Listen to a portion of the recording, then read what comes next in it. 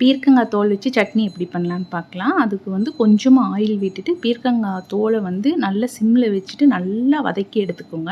இது தனியாக எடுத்து வச்சுட்டு இப்போ அதே கடாயில் 1 ஸ்பூன் அளவுக்கு ஆயில் விட்டுட்டு சின்ன வெங்காயம் வந்து முழுசு முழுசாக போட்டுக்கோங்க. ஒரு கைப்பிடி அளவுக்கு வரமிளகாய் காரத்துக்கு ஏற்ற மாதிரி, பச்சை மிளகாய் ஒரே ஒரு இது, 1 ஸ்பூன் கொத்தமல்லி, 1 தக்காளி, ஒரு 1/2 ஸ்பூன் அளவுக்கு ஜீரகம் எல்லாத்தையும் போட்டுட்டு கொஞ்சமாக வந்து நல்லா வதக்குங்க. பாதி அளவு வதங்கினதுக்கப்புறம்